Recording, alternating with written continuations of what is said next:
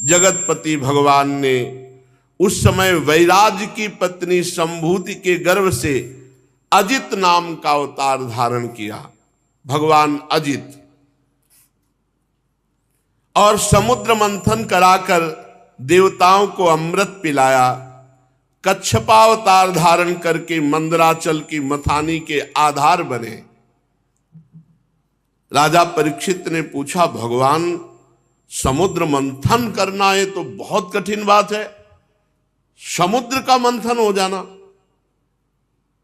कोई सरोवर हो, कोई झील हो, कोई नदी हो, तो अगाध समुद्र का मंथन, तो ये क्षीर सागर का मंथन कैसे किया? और भगवान ने कच्छप रूप किस कारण से धारण किया? देवताओं को कैसे अमृत पीने को मिला? और समुद्र से कौन कौन सी वस्तुएं निकली? इसमें भगवान की बड़ी रहस्यमयी लीलाएं हैं। आप कृपा करके सुनाइए, हमारी सुनने की प्रबल इच्छा है। आप ज्यों ज्यों भगवान की महिमा सुनाते जा रहे हैं, त्यों त्यों हमारा मृत्यु का भय हटता जा रहा है। और मेरे कान तो अघाने का नाम ही नहीं ले रहे। क्यों? कि बहुत दिनों से संसार की ज्वाला से तपा हुआ हमारा हृदय आज आनंदित हो रहा है। श्री सुखदेव जी ने कहा, परीक्षित, ये उस समय की बात है जब असुरों ने अपने तीखे शस्त्रों से देवताओं को पराजित कर दिया। युद्ध में बहुत से देवता मारे गए, बहुत से घायल हो गए, रणभूमि में गिरे। तीनों लोग भयभीत हो गए। देवराज इंद्र श्रीहीन हो गए। यज्ञ यागादि धर्म कर्मों का लोप हो गया। चारों ओर दुर्दशा ही दुर्दशा, दैत्यों का बोलबाला। वरुण देवता, इंद्र देवता, इन सब की दुर्दशा, क्योंकि बड़े बड़े दैत्यों, बलवान दैत्यों ने सब परास्त कर दिया। अब बड़े बड़े देवता मिलकर के ब्रह्मा जी के पास गए और कहा, महाराज आपने हमें लोकपाल बनाया है, आपने हमें त्रिभुवनपति बनाया, दैत्यों ने अपने बल से सब छीन लिया और सारी व्यवस्था भंग हो गई है। ब्रह्मा जी ने देखा कि इंद्र, वायु, अग्नि, ये सब देवता तेजहीन हो रहे हैं, शक्तिहीन हो रहे हैं, और संसार में बड़ी भयंकर स्थिति आ गई, क्योंकि राक्षसों का बोलबाला, और असुर इसके विपरीत खूब फल फूल रहे। ब्रह्मा जी ने तत्काल मन एकाग्र किया और भगवान का स्मरण किया, समाधि में पहुंच गए। थोड़ी देर बाद समाधि से बाहर हुए और मुस्कुराते हुए बोले, देवताओं, मैं अर्थात ब्रह्मा, भगवान शंकर, तुम लोग असुर, दैत्य, मनुष्य, पशु, पक्षी, वृक्ष, स्वेदज, समस्त प्राणी भगवान के एक अंश से रचे गए हैं। हम उन्हीं भगवान की शरण में हैं। यद्यपि भगवान की दृष्टि में न कोई मित्र है, न कोई शत्रु है, न कोई दया का पात्र है, न कोई वध का पात्र है, न कोई उपेक्षा का पात्र है, न कोई आदर का पात्र है, क्योंकि सृष्टि सतोगुण, रजोगुण, तमोगुण उन्होंने ही रची है। पर जब कोई उनकी शरण में होकर उनको पुकारता है, तब उसका पक्षपात ले लेते हैं। भगवान किसी का पक्षपात नहीं करते, पर जब कोई शरण में होकर उनको पुकारता है तो भगवान उसका पक्षपात ले लेते हैं। इसलिए जगत गुरु परमात्मा भगवान श्री हरि की शरण ग्रहण करो, वही हमें उपाय बताएंगे कि दैत्यों से कैसे जीतेंगे। भगवान ब्रह्मा जी देवताओं को साथ लेकर भगवान अजित के निज धाम वैकुंठ लोक में गए। वहां जाने पर कुछ नहीं दिखाई दिया। वैकुंठ में जाने पर कुछ नहीं दिखाई दिया किसी भी देवता को। तब ब्रह्मा जी ने स्तुति की। वैकुंठ में पहुंचने पर भी कुछ नहीं दिखाई दिया। जैसे वृंदावन आने पर भी आप क्या देख पा रहे हैं, यहां दिव्य लीला हो रही। ब्रह्मा जी ने स्तुति की। अविक्रियम सत्यम अनंतमाद्यम गुहाशयम निष्कल मप्रतर्कम मनोग्रयानम वचसा निरुक्तम नमामहे देववरम वरेण्यम। हे निर्विकार परमात्मा, हे सत्य भगवान, हे अनंत भगवान, हे आदि पुरुष, हे सबके हृदय में अंतर्यामी रूप से विराजमान अखंड अतर्क, आपको नमस्कार है। मन जहां जहां जाता है, ये साधक के लिए बहुत बढ़िया बात है, पकड़ ले। मन जहां जहां जाता है उसी उसी रूप में वहां आप पहले से ही विद्यमान हैं। इसलिए जहां जहां मन जाए वहीं भगवत भाव करके प्रणाम करो, मन एकाग्र होने लगेगा। देख लेना आप, किसी से भी द्वेष हो, मन जल रहा हो, उसको बार बार प्रणाम करो, मन शांत हो जाएगा। दोष दर्शन मत करना आंतरिक। किसी से भी द्वेष घृणा हो रही हो, हृदय जल रहा हो, तो उसको प्रणाम करो। हे प्रभु आप ही हो, मैं जान नहीं पा रहा, नाथ आपको प्रणाम है। आपका द्वेष खत्म हो जाएगा। जहां जहां मन जा रहा है वहीं वहीं भगवान की भावना से प्रणाम करो, मन एकाग्र हो जाएगा। देख लो, करके देख लेना। मन जहां जहां जाता है वहां वहां आप पहले से ही विद्यमान रहते हैं। प्रभु वाणी आपका वर्णन नहीं कर सकती। आप सबके आराधनीय स्वयं प्रकाश है। हम सब आपके चरणों में नमस्कार करते हैं। आप ही प्राण हैं, आप ही मन हैं, आप ही बुद्धि है, और आप अहंकार के ज्ञाता हैं। इंद्रियां और उनके विषय दोनों ही आपके द्वारा प्रकाशित होते हैं। पर जो आपसे विमुख है, तो यही प्राण, यही मन, यही बुद्धि, यही अहंकार, यही इंद्रिया, यही विषय उसे फंसाकर दुर्गति करते हैं। अज्ञान छा जाता है जो आपसे विमुख है, और जो आपके सन्मुख है उनमें ज्ञान प्रकाशित हो जाता है। तो यही प्राण, यही मन, यही बुद्धि, यही अहंकार, यही इंद्रिया, यही विषय भगवत प्राप्ति का हेतु हो जाते हैं। समझो, भगवान के सन्मुख होना, भगवान का नाम जप करना, भगवान की शरण में होना, सब मंगल हो जाता है। प्रकृति के विकार मरने जीने वाले शरीर से अज्ञान के कारण ममता होती, इस शरीर से। और इस शरीर से जिसकी ममता है वो भगवत भाव से रहित होता है, उसमें भगवत भाव नहीं होता। शरीर की ममता वाले में, देह भाव वाले में भगवत भाव नहीं होता, और भगवत भाव वाले में देह भाव नहीं रहता। जीव के दोनों पक्ष, अविद्या और विद्या, ये आप में नहीं है। आप विद्या और अविद्या दोनों से परे है। आप अविनाशी सुख स्वरूप हैं। प्रभु हम आपकी शरण ग्रहण करते हैं। ये जीव माया से मोहित होकर अपने वास्तविक लक्ष्य से भटक गया है। सब भटके हुए, कोई बिरला ऐसा है जो भगवान में चित्त जोड़े नहीं, तो भगवान से चित्त हटकर संसार में ही लगा है। संसार में चित्त लगने का मतलब है भटकना। ऋषिगण, बड़े बड़े देवता, बड़े बड़े सत्वगुण संपन्न, ये बाहर भीतर सब जगह खोजते रहते हैं आपको, पर आपकी कृपा के बिना वो आपको नहीं प्राप्त कर सकते। जैसे हम वैकुंठ में आ गए, पर वैकुंठ में कुछ नहीं दिखाई दे रहा। आपकी कृपा से ही देखा जा सकता है पक्का। यही प्रिया प्रीतम खेल रहे, यही है, पर देखो कहां दिखाई दे रहे। वैकुंठ पहुंच गए, वैकुंठ में पहुंच गए ब्रह्मा जी, पर वहां कुछ नहीं दिखाई दिया। भगवान की स्तुति की, भगवान को प्रसन्न करने के लिए स्तुति की। कहा प्रभु बक्षा स्थल से लक्ष्मी जी प्रकट हुई है,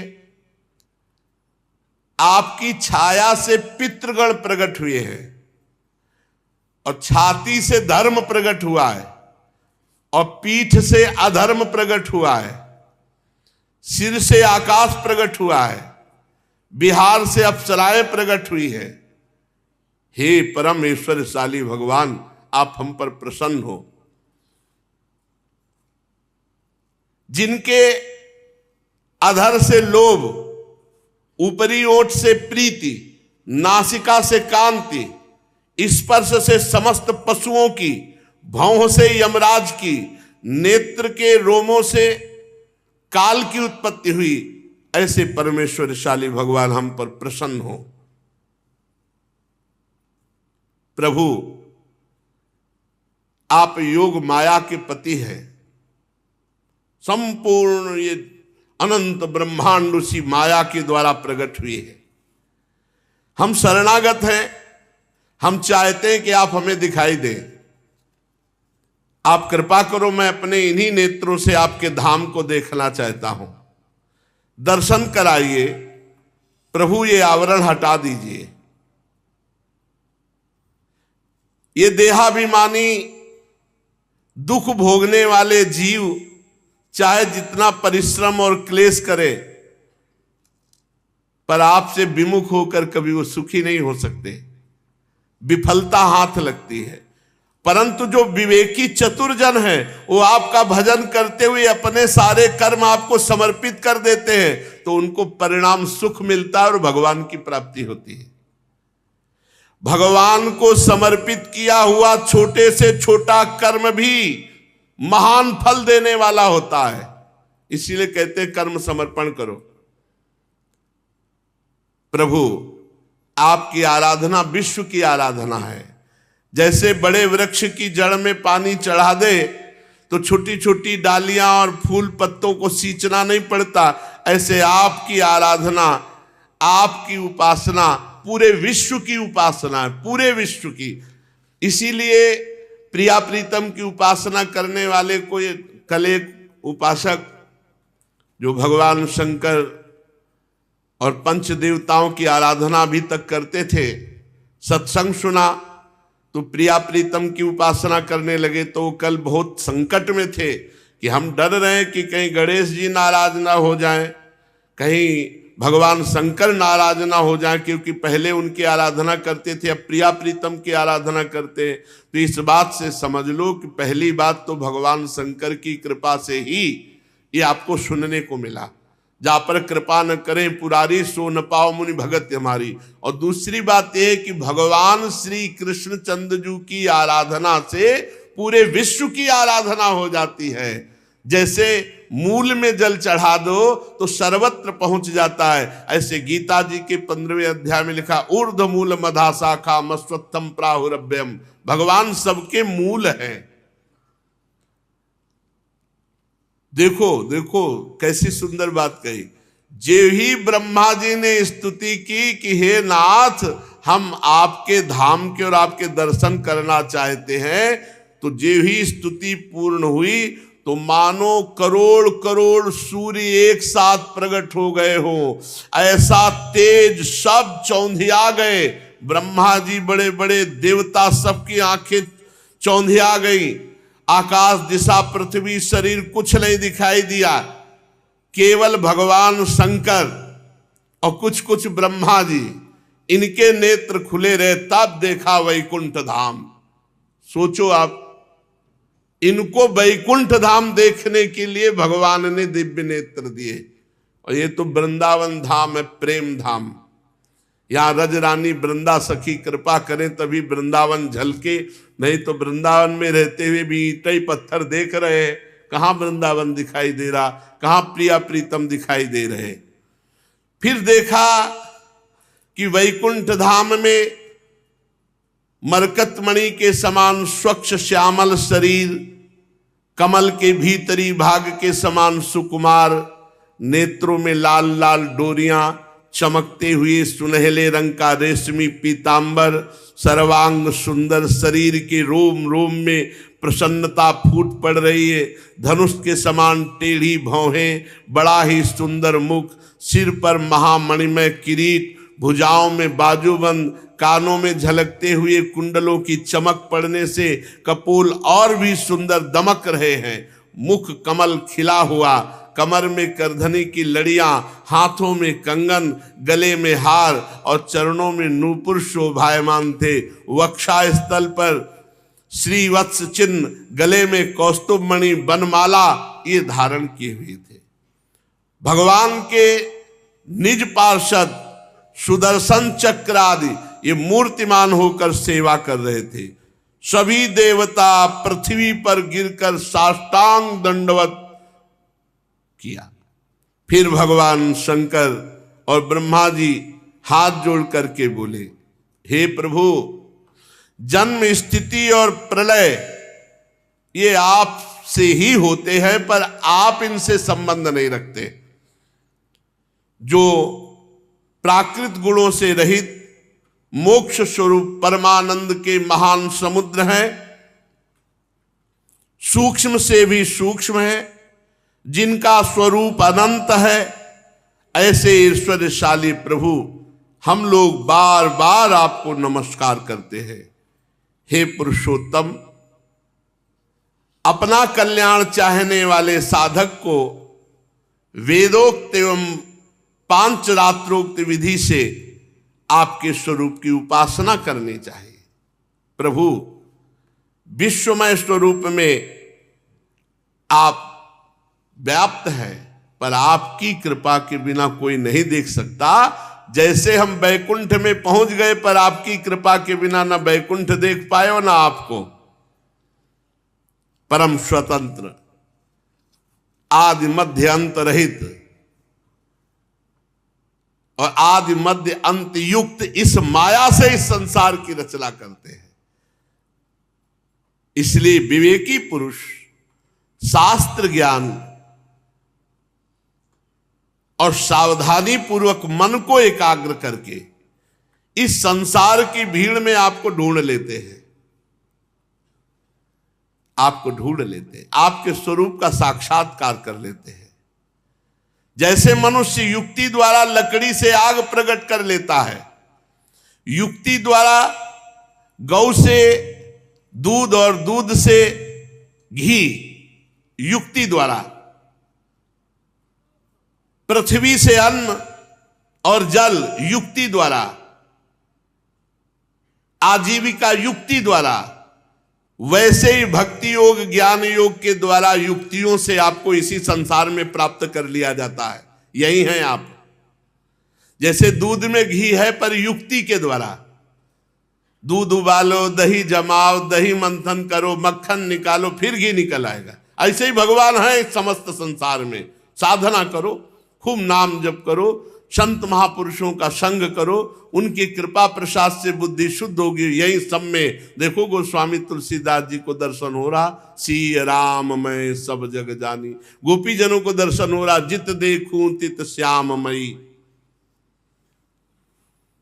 जिस प्रकार जंगल में लगी हुई आग से झुलसता हुआ हाथी भागे और गंगा की धारा में आकर शांति का अनुभव करे, ऐसे ही इस संसार के भोगों से जला हुआ जीव जब आपकी लीला कथा में आकर के बड़ा आनंद, जैसे जंगल में लगी हुई आग के दावानल से झुलसा हुआ हाथी गंगा की धारा में आके खड़ा हो जाए, एकदम शीतल, ऐसे संसार के भोगों से जला हुआ जीव जब भगवान की कथा में बैठता है तो बड़ी शीतलता मिलती है, इंद्रियों को बड़ा सुख मिलता है। अगर वो साधक है तो चैतन्य होकर भगवान के चिंतन में डूबेगा, और अगर विषयी है तो सो जाएगा, उसकी इंद्रियां तमोगुण में लीन हो जाएंगी। प्रभु, हम आपके चरणों की शरण में हैं। मैं, ब्रह्मा, भगवान शंकर, अन्य देवता, ऋषि, दक्ष प्रजापति, ये आप ज्वाला की चिंगारी हैं। प्रभु, आप आदेश दीजिए कि इस समय जगत का मंगल कैसे होगा। ब्रह्मा आदि देवताओं ने जब इस प्रकार भगवान से विनय की तो भगवान समस्त देवता और जगत का मंगल करने के लिए बोले, ब्रह्मा, महादेव और देवताओं, तुम लोग सावधान होकर सुनो, तुम्हारे कल्याण का उपाय जो हमने निश्चित किया है।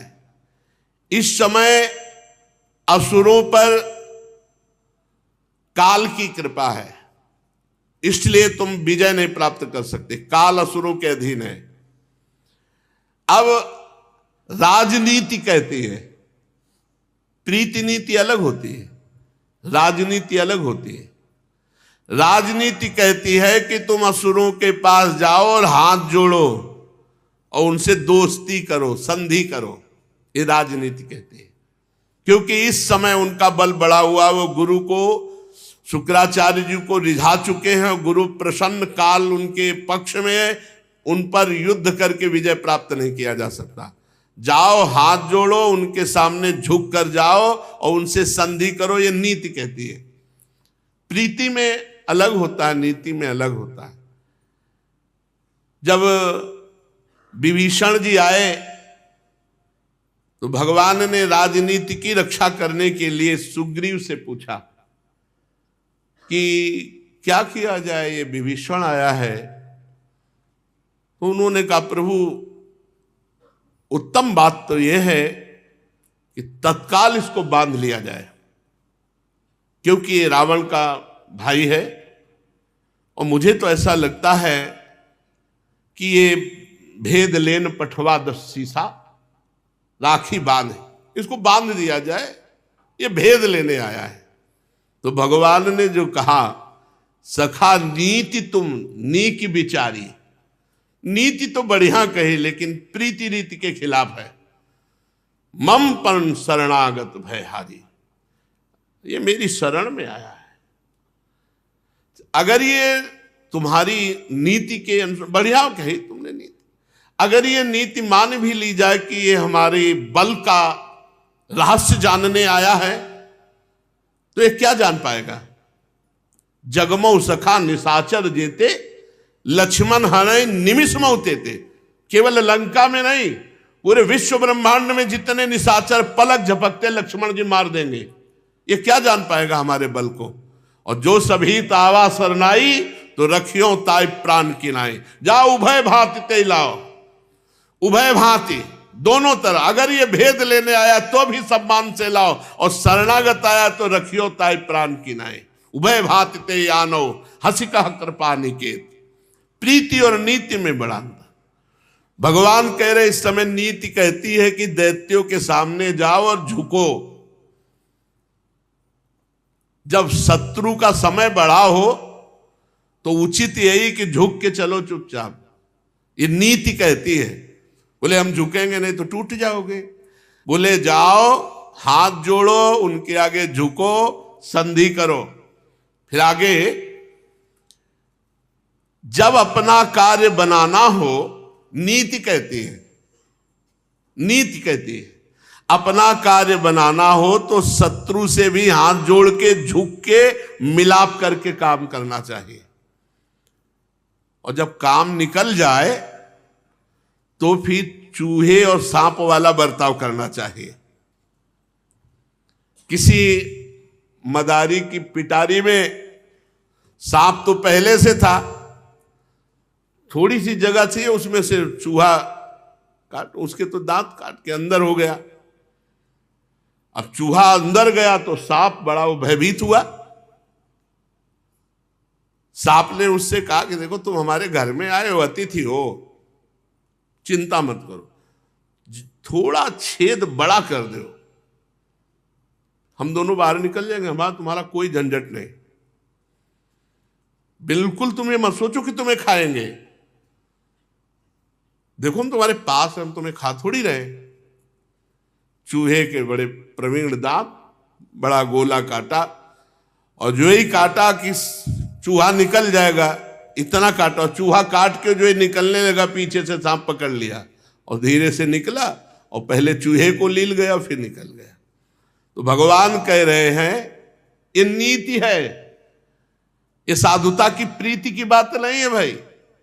नीति और प्रीति में अंतर है। बोले देवताओं, इस समय नीति कहती है कि दैत्यों के हाथ जोड़ो, जरूरत पड़े तो पैर छू लो, मित्रता करो, और जब अपना काम बन जाए तो सांप चूहे वाला बर्ताव कर लो। ये अपने लोगों के लिए नहीं शिक्षा है। इसे कपट कहते। भगवान शिक्षा दे रहे हैं, ये इस समय नीति का प्रयोग कर रहे हैं, राजनीति का प्रयोग कर रहे हैं।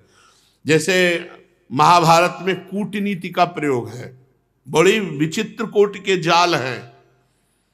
ये प्रीति है, इसमें सीधा है, इसमें छुपाव छल कपट नहीं है।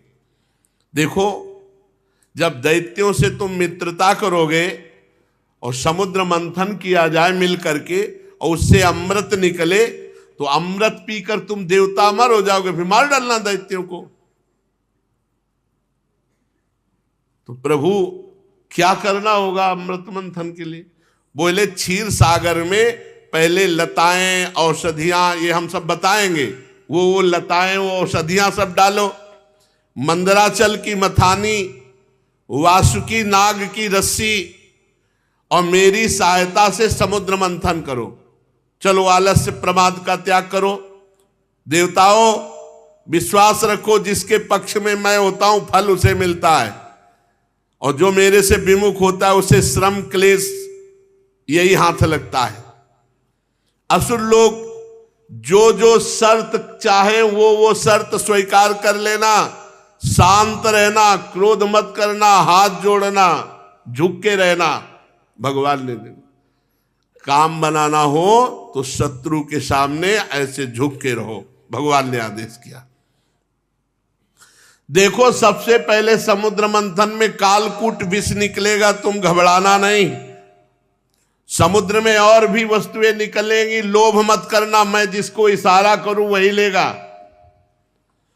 और वो वस्तु ना मिले तो क्रोध मत करना, झगड़ा बीच में मत शुरू कर देना, नहीं मारे जाओगे जब तक अमृत ना निकले। भगवान ने पक्का देवताओं को किया।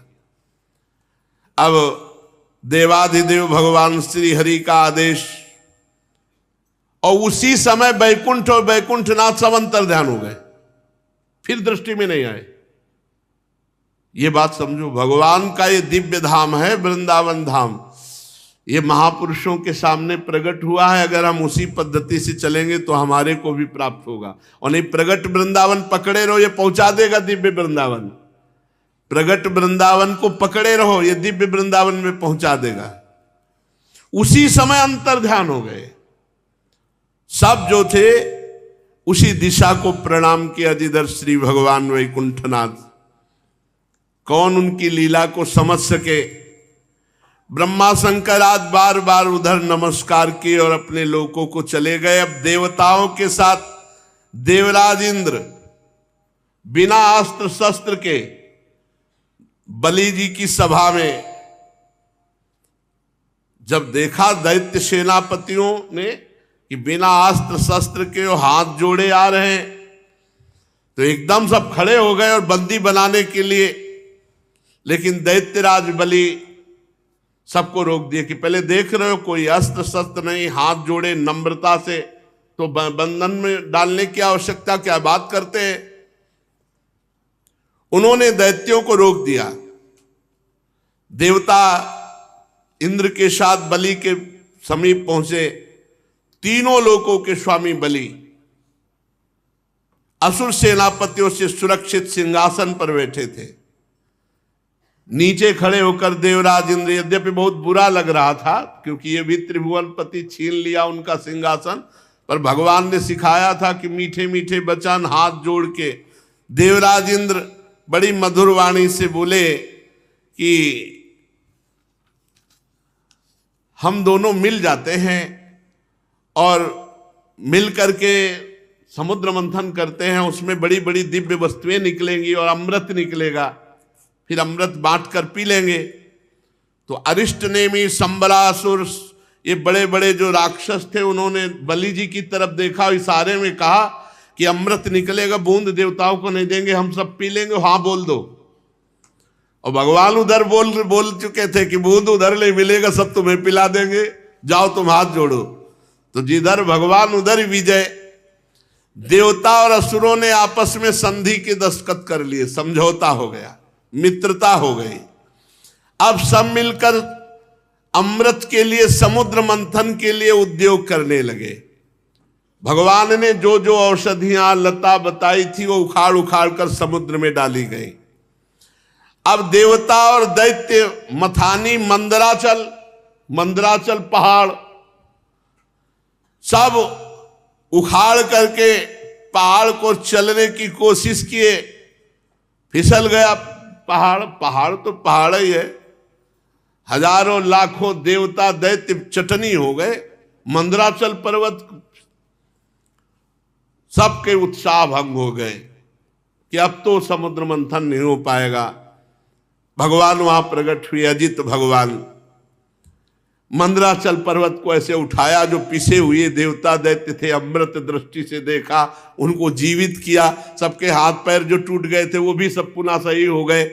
भगवान ने कहा सब उत्साह पूर्वक, अरे अभी तो कुछ नहीं हुआ, चलो। इंद्र आदि देवता भी सब हार गए थे, भगवान ने उन सबको भी शक्ति प्रदान की। पूरा समुद्र मंथन भगवान ही से हो रहा है। स्वर्ण का था मंदराचल पर्वत। जिन असुरों के, देवताओं के कमर टूट गए, कंधे टूट गए, जांग टूट गई, मन टूट गया, भगवान ने ऐसे उठाया, मंदराचल गरुड़ पे रखा और सबको पुष्ट किया। बोले चलो वही समुद्र के समीप, तुम्हें नहीं ले चलना पड़ेगा। देखते देखते खेल खेल में भगवान ने मंदराचल को समुद्र पे उतार दिया। अब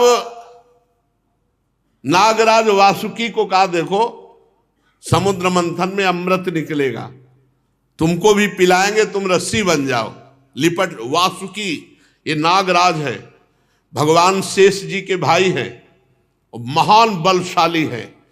वासुकी नाग की रस्सी बनाई गई। अब मंदराचल की मथानी और समुद्र मंथन के लिए उद्यत हुए। भगवान ने इशारा किया देवताओं को, मुख की तरफ लगो, मुख की तरफ। देवता मुख की तरफ लग गए। असुरों ने कहा ये तो बेइज्जती हमारी, सांप के पूंछ का निकृष्ट भाग होता है, हम पीछे थोड़ी लगेंगे, हम कोई नीची ओली हैं। छोड़ दिया, समुद्र मंथन नहीं होगा। भगवान ने देवताओं से कर लगो, विवेक का प्रयोग किया भगवान ने, यहां विवेक का। सांप के मुंह से जे भी रगड़न होगी तो विष निकलेगा, तो सब झुलसेंगे। तो भगवान ने पहले देवताओं, तो उन्होंने समझा मुख श्रेष्ठ होता है, इसीलिए देवता लगे। बोले समुद्र मंथन नहीं होगा, या तो हम मुख की तरफ लगे। भगवान ने कहा लगो लगो, मुख की तरफ लगो। देवताओं से कहा आ जाओ, पीछे आ जाओ, पीछे आ जाओ।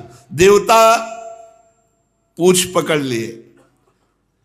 दैत्यों ने कहा देखो, ऊंचे वंश में हमारा जन्म हुआ है, सबसे बड़े वीर हम हैं, इसलिए श्रेष्ठ भाग हमारा। भगवान ने कह दिया था जो कहे वही मानते जाना। देवता चुपचाप खड़े हो गए पूंछ की तरफ, बड़े प्रसन्न हुए देवता, बच गए। अभी मंथन शुरू हो गया तो इनके फणों से विष निकलेगा। अब अमृत प्राप्ति के लिए पूर्ण मंथन शुरू हुआ। आगे जो हुआ सो शेष चर्चा आगे सुने। श्री राधा वल्लभ लाल की जय।